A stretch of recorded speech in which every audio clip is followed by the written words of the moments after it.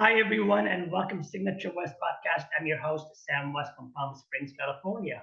My guest today is Ron DeHarte, and he is running for City Council District 3 in Palm Springs, California. And the intention in the next half an hour or so is to find out why. So let's find out why. Hi, Ron. Hey, good morning. How are you? I'm good. How are you? I'm excellent. Good to hear. So, I know you, I met you a little over a year ago, and I know you as the president of Pride for Palm Springs and the commissioner for human rights for the city of Palm Springs. Yes. You still doing all that? Yes, I was elected 5 times as the chair of the commission, and my term has been extended by city council for a few more months, so I'm still serving after about 6 years on the Human Rights Commission. So at what point did you decide I want to run for city council? Over the years, I was asked, several times by, key folks in the community, and it just didn't feel right at the time. And I was busy on other projects, and my focus was on other, core nonprofits that I was working with. But when Jeff Coors announced that he wasn't seeking another term for District 3, I thought, this is probably the time for me to do it. I've my priorities have shifted, and I've got the time in my schedule now, so I went for it. And since I have long had a tie to Palm Springs. I care about the city's vitality. I'm a small business owner, gay, Hispanic, father of 2. It's time for me to stand up and provide my leadership to help guide our city forward through some of the challenges that we're facing. And for the ones that are listening and they don't know, where exactly District 3 starts and ends? So District 3 is south of Vista Chino, from basically the mountain to Sunrise down to Ramon. So roughly that's the area south of Vista Chino to Ramon, from the mountain to Sunrise. So I guess the main question is, beside the why, obviously, it's a big responsibility, right? And what do you see that looking like for you, God willing, you get elected? Well, I think for me, it's I'm dedicated. I'm going to be dedicated to helping work on some of the core crisis level issues that I see, and then I know people in our community feel are important to them. Addressing the having safe streets, addressing the homelessness in a very compassionate way, really looking at our economic development within the city, and having accessible housing is their core important issues. They're not going to be solved overnight, and it's going to take us years to get our arms around affordable housing. I don't like affordable housing. I like accessible housing, and the homelessness. It's everybody knows we're being challenged with that in our community. Palm Springs is no different than many communities across the country, but we need leadership to come together and come up with solutions that are going to work for our community, and that's what I'm ready to do. I have to tell you, I think I mentioned this briefly when we talked over a year ago, during as far as like human rights and homelessness, and I grew up in LA, and I saw LA, years ago when it started with the problem, and it got escalated, and now it is what it is today. It's a big problem. Like you said earlier, it wouldn't take, excuse me, just one person to figure it all out. And politics nowadays is not exactly a fun topic. What do you see that you can contribute that's different, or what do you see that the blueprint, just to start the conversation, for affordable housing, for the crisis that's beginning to become more apparent? I see it now like in a bigger magnitude than I did a year ago. I've been here for 2 years now. and it's becoming more and more visually apparent. With regard The to homelessness. homelessness. Well, like you said, it is just, it's a massive topic, and it's not something that one person or one group can come together and solve, obviously, or else we would have solved it a long time ago. And I don't know if we'll ever solve homelessness, but we certainly can have an impact to help people who are, have run into difficult times in their life, and getting them to services, whether it's social services that they may need, medical support, or mental health services. Those are all areas where we have the means, we have the ability. We have to connect, bring the proper people together to create those avenues of access.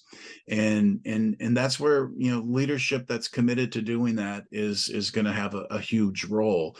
And working with the state, having the state provide the funding and going down the path that they're going down now, which is the right path. And we need that support from the state level, and that will trickle down to the county, that will trickle down to our city. We all have to work together. From the governor's office to our local community churches that are helping to feed and clothe those that are out on the street. So it's a collaborative effort. I'm known to be a collaborative leader, and it's just in my nature, Right. to fight for the underdog, and this is something that I'm committed to work toward. I guess, what I'm trying to find out, and I've had this conversation with so many people, it's almost daunting to address it now. It's just such a big, beast. What's different this time? I mean, I hope for you to get elected. I'm not here to promote either side, but what's going to be different this time, working with the governor or working with the state or working with this and working with that? This has been a going on issue for so long, and now it's escalating to business owners and downtown. What's going to be different?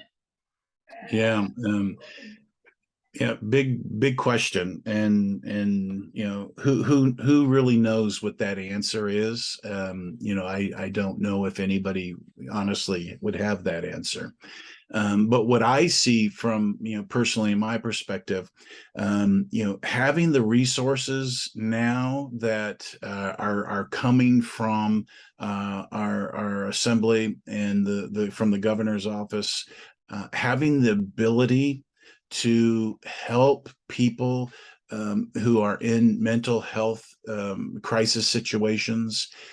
We haven't been able to help people. We haven't been able to provide that. And why is that? I mean, we had, whether this governor or the previous governor, it's not blaming anyone. Why have we not been able to? I mean, it's been going on for so long. The mental health scene changed decades ago, when we closed. Our facilities were closed across the country, and what came with post closure of those facilities, and the thought was, well, the community's going to care for those in need. Well, yes, we can care for many people in need in our community, and we've got a very a philanthropic community that cares about the neighbor. But we're not in positions to care for individuals that truly need mental health care. And without that individual acknowledging and saying to themselves and to folks in the community that they want care, they are asking for mental health care, they're willing to sign in and go be entered into a program or a facility to get that mental health support. Unless they were willing to do that, we can't do that. You and I can't do that. The police department can't do that. Our government can't do that. What's changing now for the state of California is the care court. And with the care court coming, and that's moving through our system, and every indication is it's going to pass and get approved. And with that, our local communities are going to be authorized to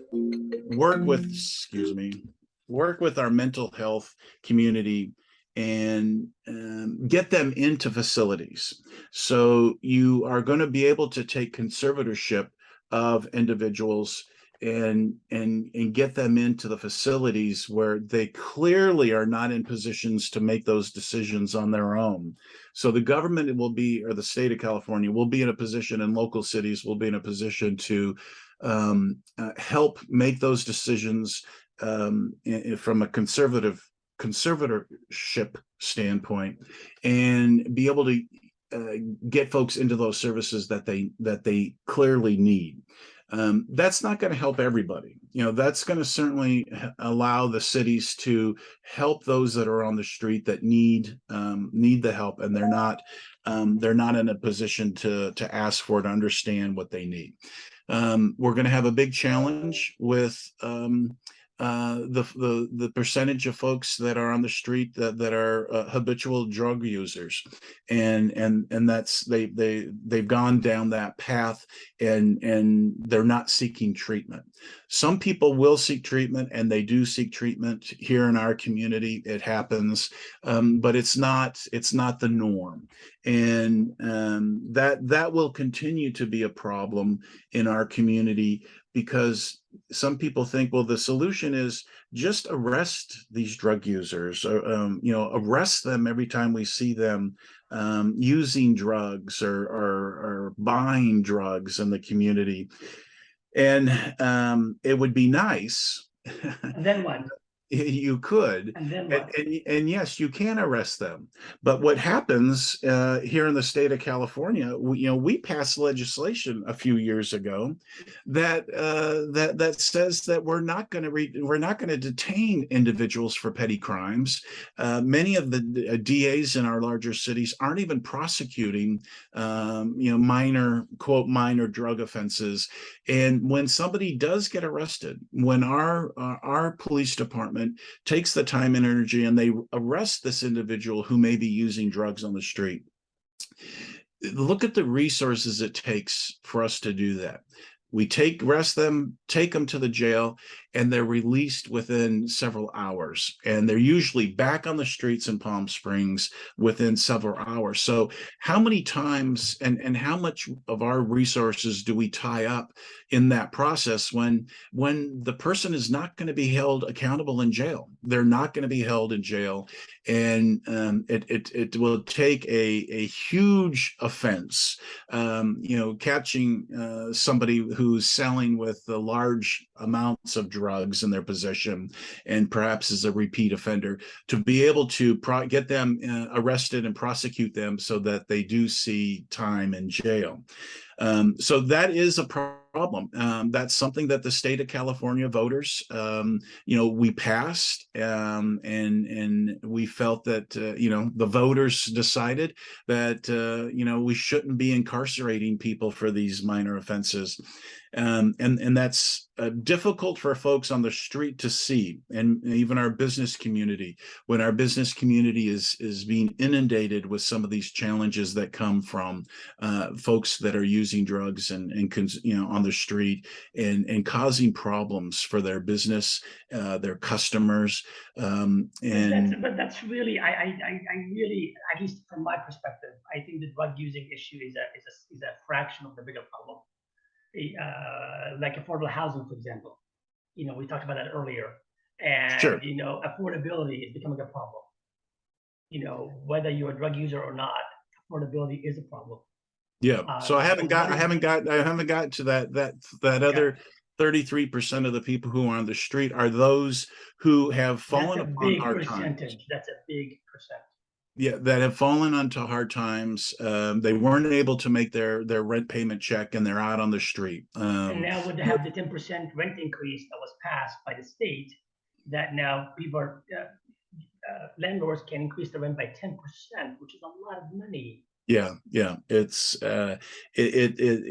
for that group of people, they want, for many of them, the statistics show this isn't something that they So chose. what do we You do know, now? So what does that look like?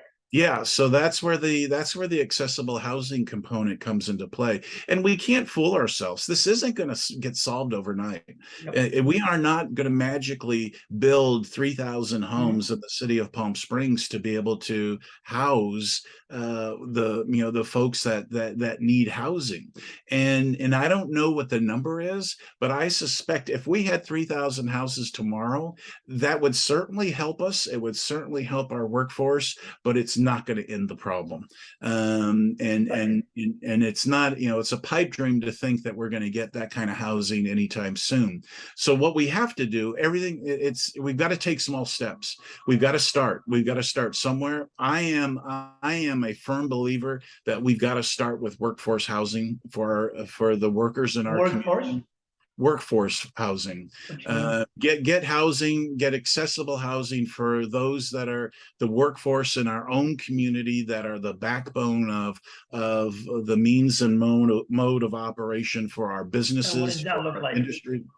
And we've got to build housing that's specifically for the workforce in our community. It's restricted to workers in the community. It has affordable rent, so there's an entry point that our workers can have access to.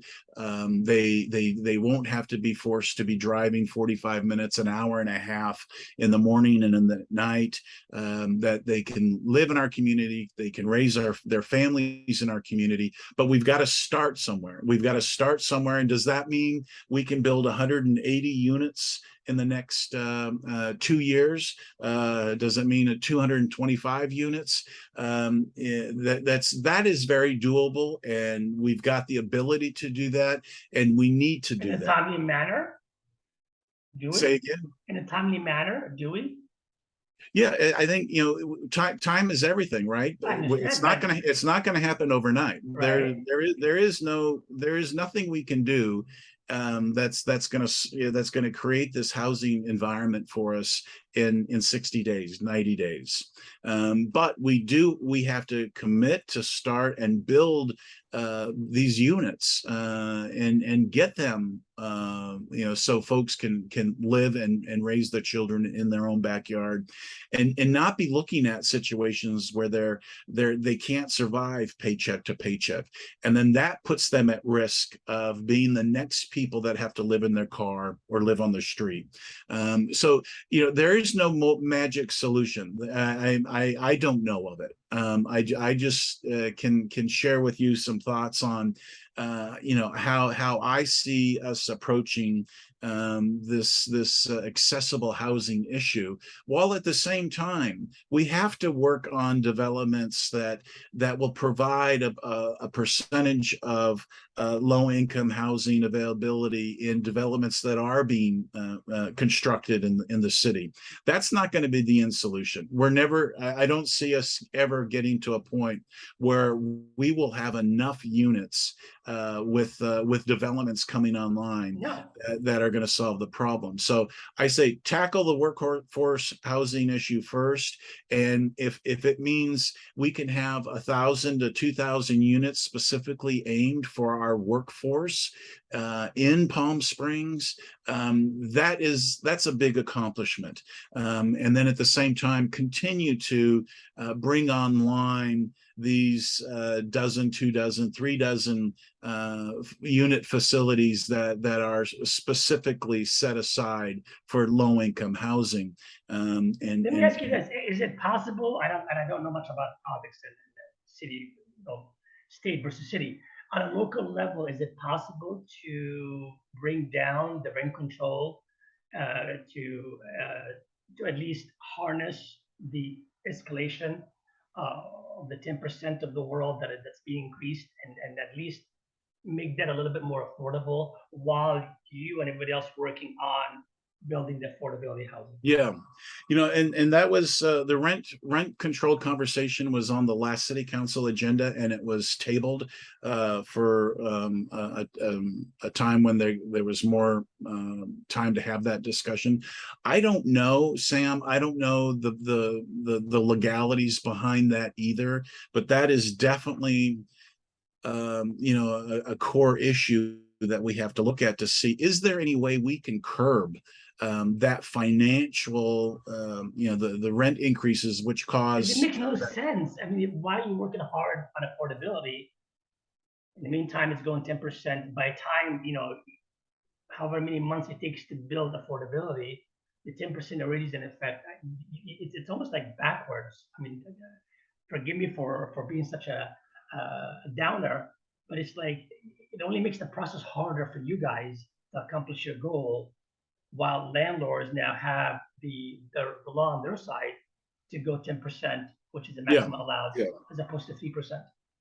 I think without question, you have to look at things in tandem. So you have to be able to address what can the city do legally to help folks and to make it a more bearable economic environment to be in. So we have to address things in parallel. We can't just do one item at a time. Right. We have to address the workforce housing, while at the same time we're addressing the care and support and access for our homelessness situation, and then look at the laws that are in place that what the city can do legally to help out in every single one of those situations, Right. whether it's the drug user on the street, it's the person that's just coming up short to meet their next rent payment and they're going to get kicked out, or it's the individual who needs mental health care support and wants it. isn't asking for it. And wants it. Yeah, and there's two different people, right? There's Right. the one that there's the one that Right. that is in a position where they understand and they ask for the help, and those folks can are able to get access to support immediately. Immediately we're able to assist those individuals. There's a big outdoor population that is in that classification that they're not asking for it, and they don't see themselves, they're not able to make that decision that they need that mental health Right. care and support. So election day is the 23rd of August. Am I right? No, it's November 8th. November 8th. Well, okay, I was wrong. So after November 8th, and providing you went, I lost you again. No, I'm here. Go ahead. Okay. So what does your week look like, providing you get the nomination and providing you win and everybody's happy? Well, it's going to be a very busy week because it's Pride weekend in Palm Springs. So what does that look like for you? election week is actually Pride week in Palm Springs. So it's going to be a very busy week for the last days of campaigning and encouraging folks to go to their precinct and place their ballot and vote for me. But our Pride week kicks off on the week prior. So after Halloween, we're in full-fledged Pride mode in the city of Palm Springs, and we'll have several 100,000 people participating in Pride events to celebrate the diversity of Palm Springs Pride. And we will be welcoming people from across the country from November 1st all the way through to Election Day on November 8th. So the cards will go in my favor if the gods are willing, and polls will close at 8 o'clock on November 8th, and then we will take a deep breath, celebrate, and then get to work. So the gods in your favor, and a year from now, a year and a half from now, let's say 2 years from now, what do you want to be known for? I want to see that we have workforce housing underway. that we've got approvals to bring workforce housing online, because that's clearly, for me, that's an area where we've got to start. I would like to see that I had a role in helping to bring about community policing and safer streets in the city of Palm Springs, and that I'm known to have worked closely with the police department and our new police chief. He's the fifth police chief that I've worked with in Palm Springs, and I would love to see him achieve his vision, because when he does that, our city's going to be a safer place for everybody. And then in a year, we will have tackled some of the issues with homelessness. And I would like to be seen as one of the leaders who contributed to that. Ron, I thank you, and I wish you all the best. It's a big job to take. I don't know why somebody want to take it, but I'm glad it's you, not me. And I do hope, that we as a whole, we as a group, we as a collective here, harness this issue. At least this is one of the major issues that is just visually and humanitarian problematic, not just for me or for you, and it's for everyone. So I do thank you for this half an hour or so, and best of luck to you. For people out there, if you live in District 3 and you want to vote, whoever you want to vote for, I'm not telling you who to vote for, but You vote for Ron. You vote for Ron DeHarte. Come on now. November 8th. And if you enjoyed this episode, please subscribe. Till next time, take care, everyone. Thank you, Ron. All right. Thanks, Sam.